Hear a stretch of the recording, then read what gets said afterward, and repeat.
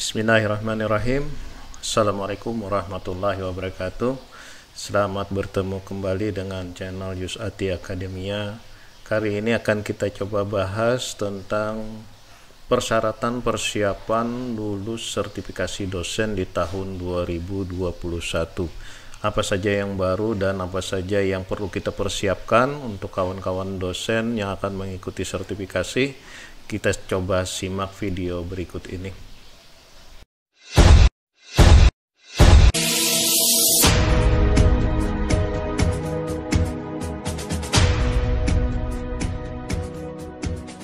Persiapan lulus sertifikasi dosen di tahun 2021 ada beberapa hal, ada beberapa komponen yang berubah.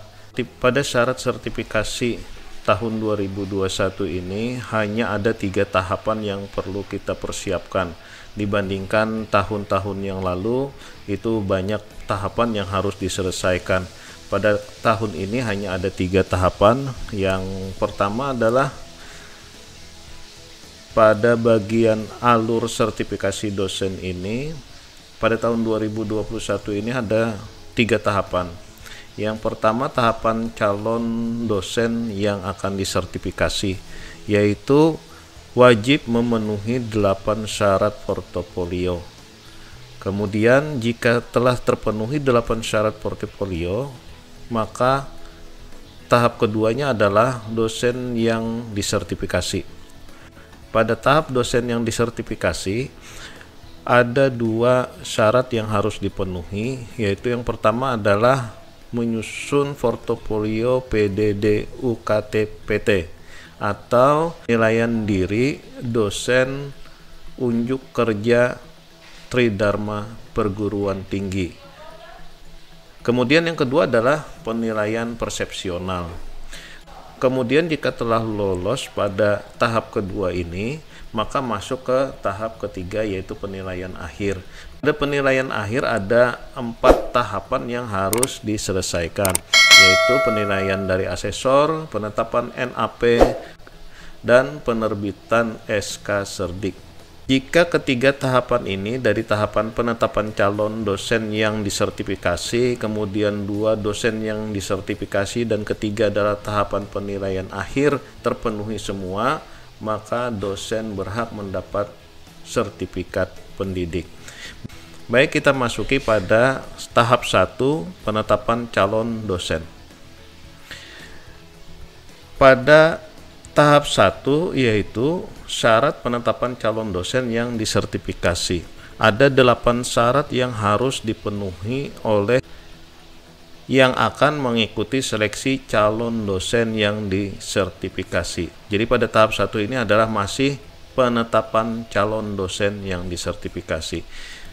8 syaratnya adalah, yang pertama, harus kita pahami keseluruhan 8 syarat ini harus terrekam dan terverifikasi pada Sister. Jadi syarat 1 sampai syarat 8 itu harus terpenuhi dan terverifikasi di Sister PD Dikti. Yang pertama adalah dosen memiliki NIDN atau NIDK atau dosen paruh waktu. Kemudian pangkat minimal itu 3B dan jabatan fungsional asisten ahli. Ketiga adalah dosen memiliki SK penetapan dosen, baik yang dari perguruan tinggi negeri ataupun perguruan tinggi swasta. Jika perguruan tinggi swasta, maka harus ditambahkan SK in-passing atau SK penetapan in-passing. Kemudian SK fungsional. Selanjutnya yang keempat adalah ijazah minimal S2 atau bagi yang kelulusan dari luar negeri itu dapat menyesuaikan dengan peraturan Kemendikbud bagi ijazah lulusan luar negeri. Kemudian yang keempat,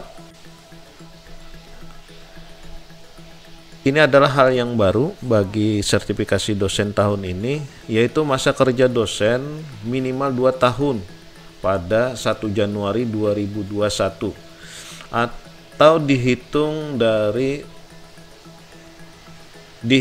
dari TMT SK penetapannya secara berturut-turut.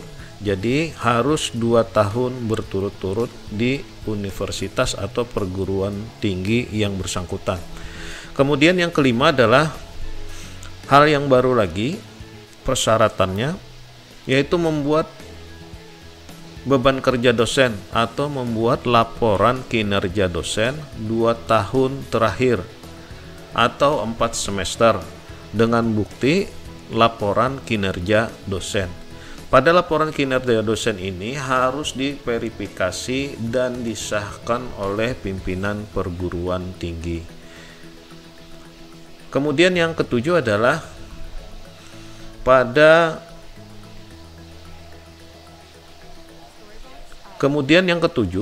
syarat yang harus dipenuhi adalah passing grade dari TKDK harus lebih besar atau sama dengan 530.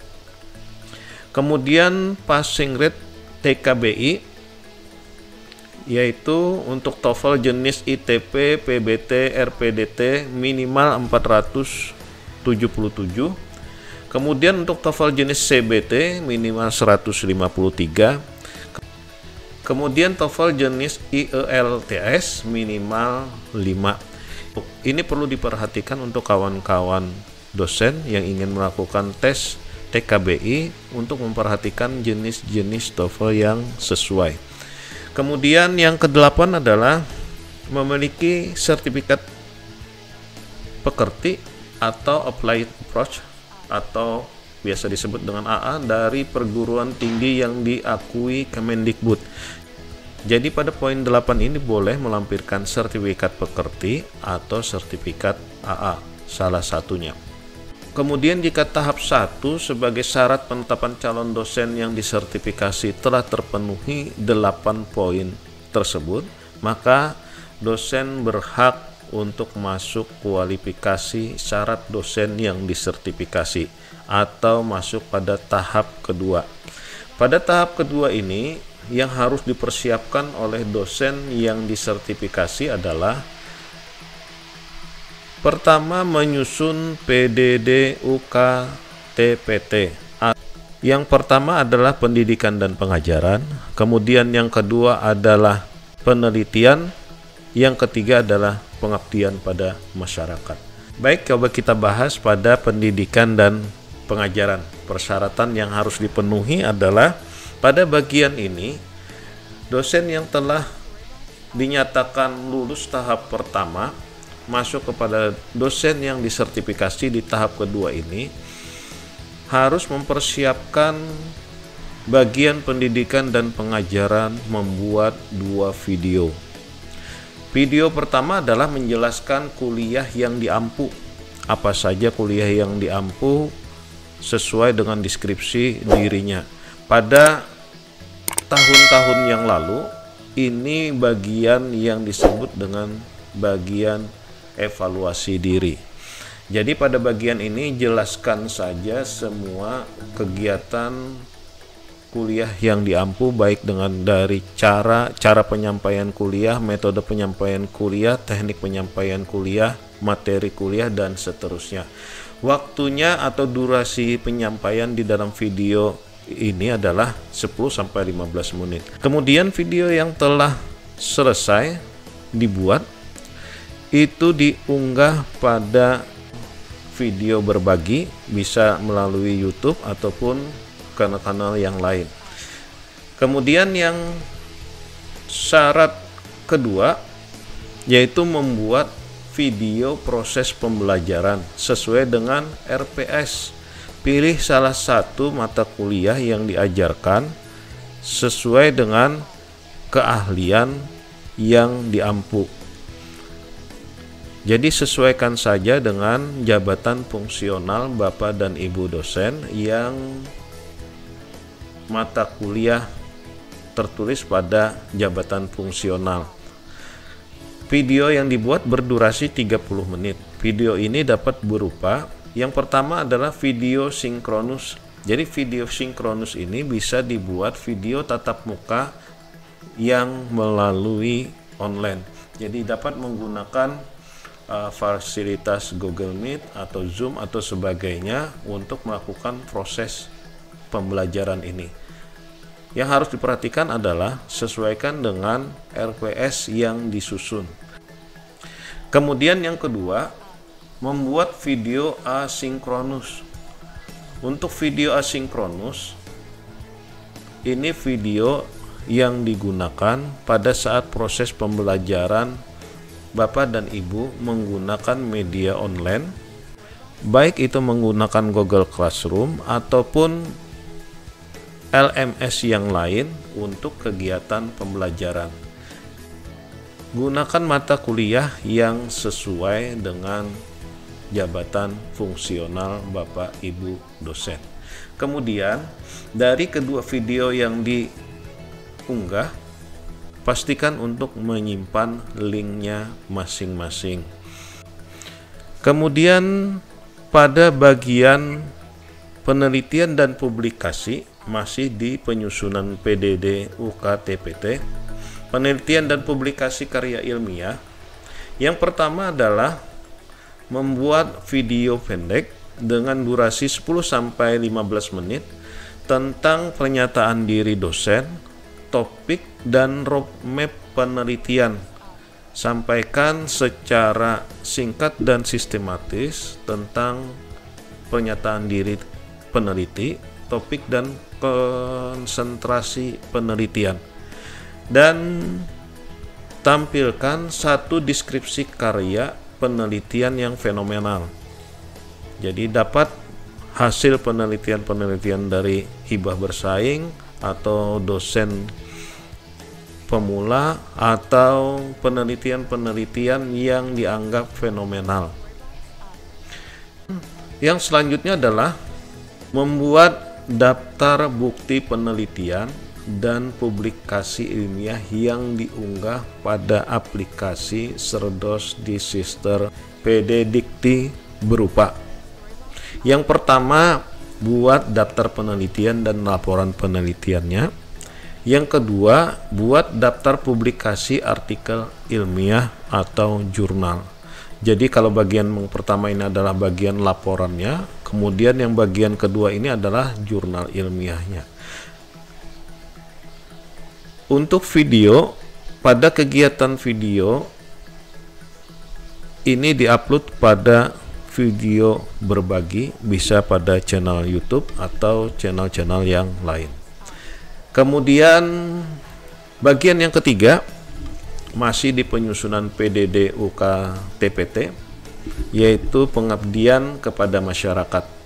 Pada bagian pengabdian pada masyarakat, yang pertama adalah membuat satu video pendek tentang pernyataan diri dari dosen, buat pernyataan diri Bapak dan Ibu tentang topik PKM, dan satu kegiatan PKM yang berisi sasaran perubahan yang terjadi di masyarakat dan dukungan pada masyarakat.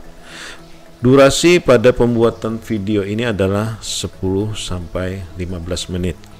Kemudian yang kedua, setelah membuat video, buat daftar PKM dan publikasi ilmiah yang diunggah pada aplikasi Cerdos di Sister PD Dikti berupa satu daftar PKM atau daftar pengabdian kepada masyarakat. Kemudian yang kedua adalah laporan kegiatan dari PKM tersebut. Kemudian jika syarat 1 dan 2 telah terpenuhi, maka dosen berhak maju ke tahap ketiga, yaitu penilaian akhir dosen yang disertifikasi. Pada tahapan ini adalah tahapan akhir yang menentukan apakah Bapak Ibu dosen akan mendapat sertifikat Cerdos atau akan mendapat sertifikasi dosen. Siapa saja yang menilai dalam kegiatan sertifikasi ini? Yang pertama adalah setiap dokumen portofolio PDD UKTPT dinilai oleh 2 orang asesor. sesuai dengan bidang ilmu dosen yang sertifikasi. Jadi misalkan Bapak dan Ibu berasal dari dosen manajemen, maka asesor yang menilai Bapak dan Ibu adalah dosen asesor yang menguasai bidang keahlian manajemen. Dan asesor ditugaskan oleh Ketua PSD PTPS. Kemudian penilaian PDD UKT-PT dosen yang disertifikasi oleh 2 orang asesor harus dilakukan secara terpisah dan bekerja secara independen. Selanjutnya, asesor di PTPS tidak boleh ditugaskan untuk menilai dosen yang sertifikasi yang berasal dari perguruan tinggi yang sama dengan PTPS atau asal asesor. Kemudian selanjutnya, dosen tetap di perguruan tinggi dapat diangkat dan ditugasi sebagai asesor sertifikasi dosen setelah memenuhi persyaratan. Selama proses penilaian, asesor dan PSD PTPS wajib menjaga kerahasiaan informasi penilaian. Selanjutnya, bagian yang terakhir adalah untuk menjaga kualitas dan objektivitas penilaian disarankan setiap harinya seorang asesor memeriksa sebanyak-banyaknya hanya 8 portofolio dosen yang sertifikasi. Pada bagian terakhir, kriteria kelulusan sertifikasi Bapak dan Ibu dosen sekalian, dosen yang disertifikasi dinyatakan lulus Serdos jika memenuhi kriteria sebagai berikut. Yang pertama, lulus penilaian persepsional. Penilaian persepsional ada di tahap kedua, yaitu tahap penilaian dosen yang disertifikasi. Kemudian yang kedua adalah lulus penilaian pernyataan diri dosen oleh asesor dan lulus penilaian portofolio akhir. Baik, itu yang bisa kami sampaikan. Semoga bermanfaat bagi Bapak dan Ibu dosen sekalian. Selamat mempersiapkan bahan-bahan sertifikasi, terutama pada poin pertama, yaitu syarat calon sertifikasi harus memenuhi 8 syarat sertifikasi. Terima kasih atas perhatiannya. Assalamualaikum warahmatullahi wabarakatuh.